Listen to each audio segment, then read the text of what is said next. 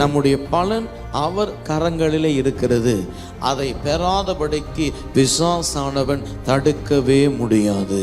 அதை உங்கள் கைகளிலே கொடுக்கும்படிக்கு தேவன் உங்களுக்கு இரக்கம் செய்வார். உங்கள் கைகள் செய்கிற காரியங்களிலே ஜெயம் வரும். அதை நீங்கள் விசுவாசிக்கிறீர்களா? அதுக்கு விரோதமான காரியம் உங்கள் கண்களுக்கு முன்பதாக நடந்தாலும் நீங்கள் அதை பேசக்கூடாது. சத்தியத்திற்கே உங்கள் இருதயம் ஒத்து போக வேண்டும். நான் விசுவாசிக்கிறேன், என் மகன் ஆசீர்வாதமாயிருப்பான். நான் விசுவாசிக்கிறேன், என் மகன் சகல ஜனங்களை காட்டிலும் ஆசீர்வதிக்கப்பட்டிருப்பான். ஒன்றை செய் என்று சொல்றார் என்றால் அந்த செயலுக்கு பின்பதாக ஒரு பலன் இருக்கிறது. ஒன்று விதை என்று சொல்லுவார் என்றால் அதற்கு பின்பதாய் அறுவடை இருக்கிறது.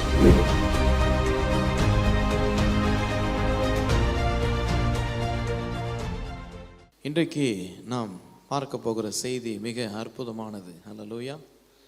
எத்தனை பேருக்கு மகிழ்ச்சியாக இருக்கிறீர்கள்? காரணம், கர்த்தருடைய வார்த்தை நமக்கு என்றைக்குமே சந்தோஷத்தையும் மகிழ்ச்சியையும் கொடுக்கிறதாக ஒன்று இருக்கிறது. ஹல்லேலூயா!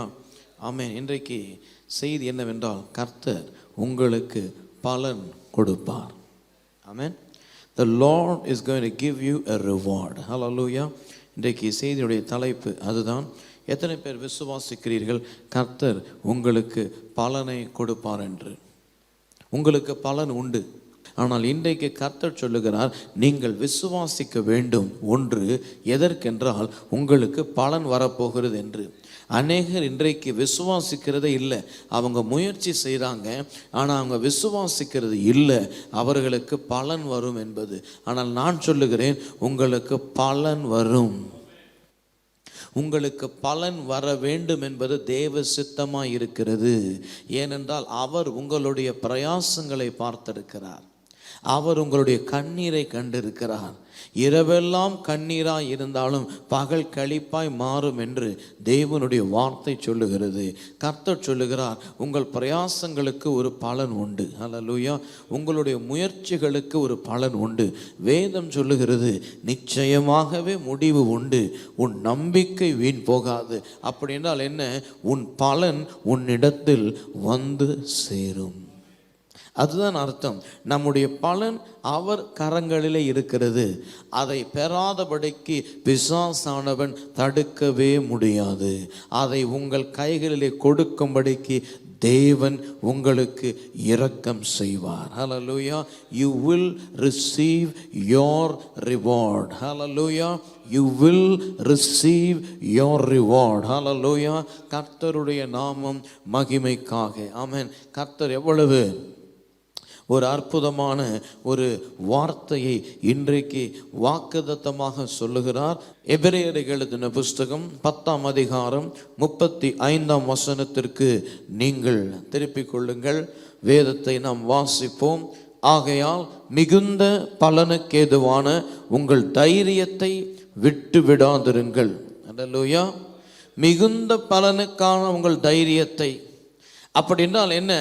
பலன் வரும்படி தைரியமாக ஒரு காரியத்தை நாம் செய்கிறோம். ஒரு வியாபாரமாக இருக்கலாம், ஒரு குடும்ப வாழ்க்கையாக இருக்கலாம், அல்லது எதுவாக இருந்தாலும் ஒரு ஊழியமாக கூட இருக்கலாம். பலன் வரும் என்று தான் நாம் தைரியமாய் செய்கிறோம். அதுதான் இங்கே வேதம் சொல்லுகிறது, மிகுந்த பலனுக்கு ஏதுவான உங்கள் தைரியத்தை விட்டு விடாதிருங்கள். உங்களுக்கு பலனை கர்த்தர் கொடுக்க உண்மை உள்ளவராக இருக்கிறார். ஹல்லேலூயா! சங்கீதம் 1ஆம் அதிகாரத்திற்கு திருப்பிக் கொள்ளுவோம். 1:3. அவன் நீர்க்கால்களின் ஓரமாய் நடப்பட்டு தன் காலத்தில் தன் கனியை தந்து இலையுதிராதிருக்கிற மரத்தை போல் இருப்பான். அவன் செய்வதெல்லாம் வாய்க்கும். கர்த்தர் சொல்லுகிறார், உனக்கு பலன் உண்டு. அப்படின்னால் என்ன? நீ நீர்க்கால்களின் ஓரமாய் நடப்பட்டு தன் காலத்தில், உங்கள் காலத்தில் உங்களுக்கு பலன் உண்டு. அல்லேலூயா! நீர்க்கால்களின் ஓரத்தில் நடப்பட்டென்றால் என்ன? கர்த்தருடைய வேதத்திலே நீங்கள் நடப்பட்டிருக்கிறபடினாலே, ஒவ்வொரு காரியத்தை கர்த்தருடைய சித்தத்திலே செய்கிறபடினாலே, ஒவ்வொரு காரியத்தை வேத வசனத்தின் அடிப்படையில் நடப்பிக்கிறபடினாலே நீங்கள் நீர்க்கால்களின் ஓரங்களில் இருக்கிறீர்கள் என்ற அர்த்தம். அப்படின்னால் என்ன? உங்கள் காலம் வரும் பொழுது உங்களுடைய பலன் வரும். உங்கள் கைகள் செய்கிற காரியங்களிலே ஜெயம் வரும். அதை நீங்கள் விசுவாசிக்கிறீர்களா? இன்றைக்கு நான் சொல்லுகிறேன், நிறைய பேர் அதை விசுவாசிக்கிறதற்கு அவர்களுக்கு கஷ்டமா இருக்கு. தோல்வியையே சந்தித்து சந்தித்து சந்தித்து நாம் கையிட்டு காரியத்தை செய்தால் ஜெயம் வருமா அல்லது வராதா என்ற ஒரு யோசனையிலே ஒரு காரியத்தை அவர்கள் துவங்கி செய்கிறார்கள். அப்படி செய்யக்கூடாது. நான் கையிட்டு செய்கிற காரியத்திலே எனக்கு பலன் வரும், அதிலே சந்தேகமே இல்லை. இது என் கைகளிலே இல்லை, இது கர்த்தர் கைகளில் இருக்கிறது, அவர் வசனத்தில் இருக்கிறது என்று விசுவாசித்து நீங்கள் கையிட்டு ஒரு காரியத்தை செய்யும் பொழுது உங்கள் மிகுந்த தைரியத்திற்கான பலனை நீங்கள் பெறுவீர்கள். அல்லேலூயா. எத்தனை பேருக்கு புரியுது பாருங்க? அதுதான் வசனம் சொல்லுகிறது, இலையுதிராத மரத்தை போல் இருப்பான், அவன் செய்வதெல்லாம் வாய்க்கும். இன்றைக்கு நாம் செய்வதெல்லாம் வாய்க்கும் என்று நாம் நம்புகிறோமா? வாய்க்குமோ வாய்க்காமல் போகுமோ, செஞ்சு பார்ப்போம், நடந்தால் நல்லா இருக்கும், நடக்கலனாலும் பரவாயில்ல, முயற்சி செஞ்ச திருப்தியில் ஒரு அனுபவமாக அது இருந்துட்டு போகட்டும் என்று நாம் நினைக்கிறோம். அந்த எண்ணம் உள்ளவனுக்கு செய்கிறது வாய்க்கிறது அவ்வளவு சுலபம் அல்ல. இருமனம் உள்ளவன் தேவனிடத்திலிருந்து எதையும் பெற்றுக்கொள்ள போகிறது இல்லை. ஒரு மனம் உள்ளவன் தான் தேவனிடத்திலிருந்து எதாயிலும் பெற்றுக்கொள்ள முடியும். ஒரே மனம் இருக்கணும் உங்களுக்கு. நீங்கள் செய்கிறது வாய்க்குமா வாய்க்காதா? நீங்கள் பேசுகிறது நடக்குமா நடக்காதா?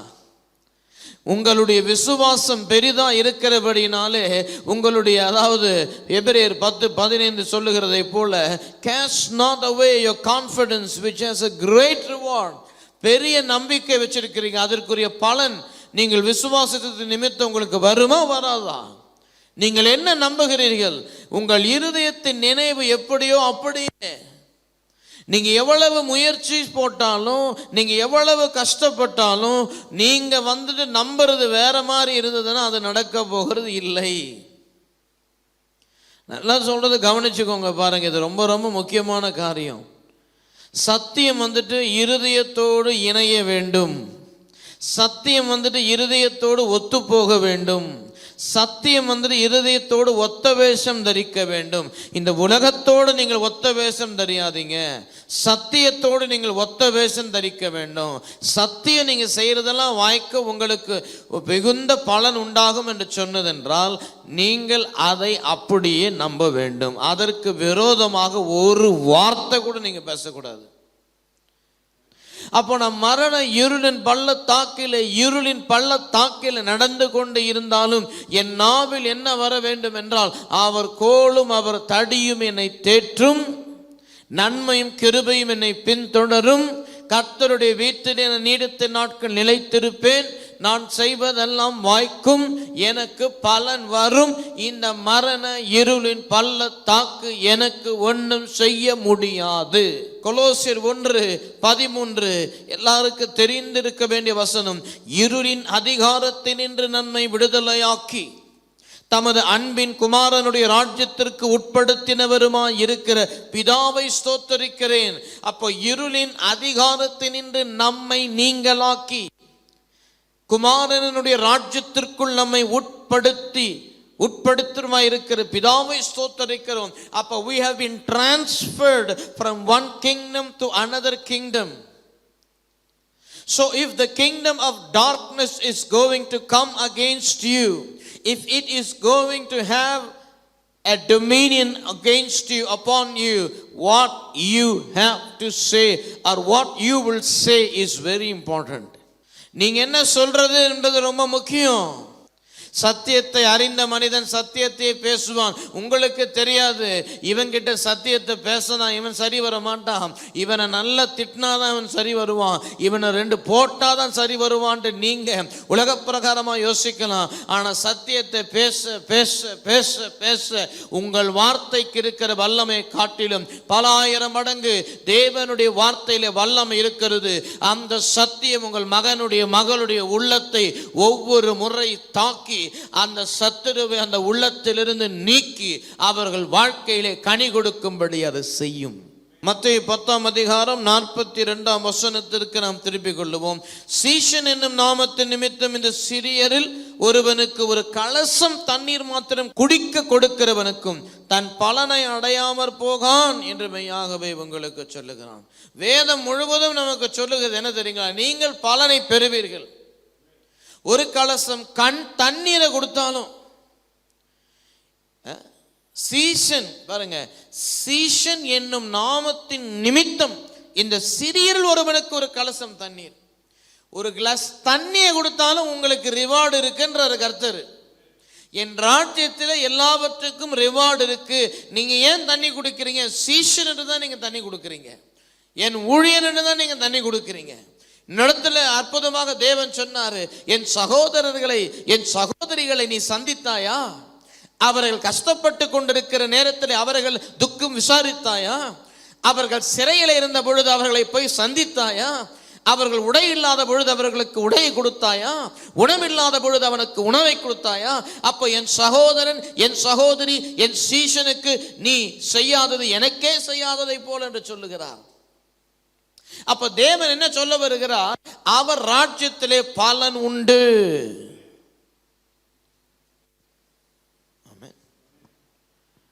இயேசு இடத்துல அற்புதமா கேட்கிறார் பாருங்க. ஜனங்கள் வருவாங்க பரலோக ராஜ்யத்துக்கு, நீ எனக்கு என்ன செஞ்ச ஆண்டவரே? உங்க நாமத்தில் எவ்வளோ செஞ்சோம். உன் சகோதரனுக்கு என்னுடைய சீஷனுக்கு நீ என்ன செய்தாய்? அவர்களுக்கு செய்ததை நீ எனக்கு செய்ததை போல.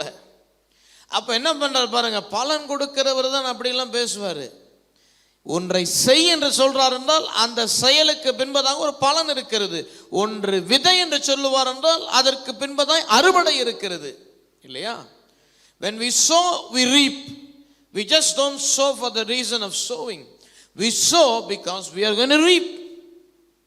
அப்ப ராஜ்யத்தில் ஒரு கலசம் தண்ணீரை கொடுத்தால் அதற்கு என்ன உண்டுங்க? பலன் உண்டு. எபிரேயர் 10:34 திருப்பிக் கொள்வோம் பாருங்க. நான் கட்டப்பட்டிருக்கையில் நீங்கள் என்னை குறித்து பரிதபித்துமன்றி பரலோகத்தில் அதிக மேன்மையும் நிலையுள்ளதுமான சுதந்திரம் உங்களுக்கு உண்டென்று அறிந்து உங்கள் ஆஸ்திகளையும் சந்தோஷமாய் கொள்ளையிட கொடுத்தீர்கள். ஆஸ்திகளை கூட நீங்க கொடுத்தீங்க, உங்க சொத்துக்களை நீங்கள் கொடுத்தீர்கள். யோசிச்சு பாருங்க. அப்ப இப்படிப்பட்டவர்களுக்கு எப்படிப்பட்ட பலன் இருக்கும்? திருப்பி வாசிக்கிறேன் பாருங்க. நான் கட்டப்பட்டிருக்கையில் நீங்கள் என்னை குறித்து பரிதபித்தது மட்டுமன்றி பரலோகத்தில் அதிக மேன்மையும் நிறையுள்ளதுமான சுதந்திரம் உங்களுக்கு உண்டென்று அறிந்து உங்கள் ஆஸ்திகளையும் சந்தோஷமாய் கொள்ளையிட கொடுத்தீர்கள். உபத்திரவத்தின் நிமித்தம் உங்கள் ஆஸ்திகளை எடுத்துக்கொண்டாலும் அதை குறித்து நீங்கள் கவலைப்படல. ஏனென்றால் இங்க ஆஸ்தியை உபத்திரவத்தின் நிமித்தம் யாராவது எடுத்துக்கொண்டுவார்கள் என்றாலும் எனக்கு பரலோகத்திலே பெரிய பலன் உண்டு என்ற ஒரு நம்பிக்கை. அதுக்கு மேல இருக்கிற வசனத்தை வாசிப்போம். 33 நிந்தைகளாலும் உபத்திரவங்களாலும் நீங்கள் வேடிக்கையாக்கப்பட்டதும் அல்லாமல் அப்படி நடத்தப்பட்டவர்களுக்கு பங்காளுமானீர்கள். You have been persecuted. Pavul சொல்றாரு, எபிரேயர் எழுதின நிருபர் சொல்றார், you have been persecuted. To what extent? Even your lands has been taken from you, but you were ready to give up your lands. Who can give up their lands? The one who believes that there is a reward because of Christ, because of the persecution. Though my lands have been removed from me, be it from an enemy or be it from my own family, because of Christ I have been persecuted, and my lands, my property, my business, my money, my bank balance, my fixed deposits, all of it has been taken from me. Still, hallelujah, I believe that I have a reward. என்னதான் என்கிட்ட இருந்து எடுத்துக்கிட்டாலும் கிறிஸ்துவின் நிமித்தம் என்னை துன்பப்படுத்தி என் ஆஸ்திகள் எடுத்துக்கிட்டாங்க, என் பணத்தை திருடிட்டாங்க, என் சொத்துக்களை பறிமுதல் செஞ்சுக்கிட்டாங்க, எல்லாம் செஞ்சாங்க, பரவாயில்ல. மிகுந்த பலன் விசுவாசத்தின் நிமித்தம் எனக்கு பலன் உண்டு, மிகுந்த பலன் உண்டு. அதற்கேற்ற தைரியத்தை விட்டுறாதீங்க. ஸோ அப்போ நீங்க எப்படி இருக்கணும்? இன்றைக்கு தைரியம் உள்ளவர்களா இருக்கணும். ஐயோ போயிடுச்சே, என் வேலை போயிடுச்சே, என் பிள்ளை படிப்பு போயிடுச்சே, என் வீசா போயிடுச்சே, என்னுடைய வேலை என்னுடைய எக்ஸ்டென்ஷன் போயிடுச்சே. தைரியமா இருக்கணும். கர்த்தர் உங்களுக்கு பலனை கொடுப்பார். ஏன்? அவரை நீங்க நம்புகிறீர்கள். ஏன்? அவரை நீங்க விசுவாசிக்கிறீர்கள். ஏன்? அவரை நீங்க பின்பற்றுகிறீர்கள். ஏன்? அவர் ராஜ்யத்திற்காக வாழ ஆசைப்படுறீங்க. ஏன்? அவர் மீது வாஞ்சையா இருக்கிறீங்க. திரும்ப பாருங்க, சங்கீதம் 91 அதிகாரத்துக்கு திருப்பிக் கொள்ளுவோம்.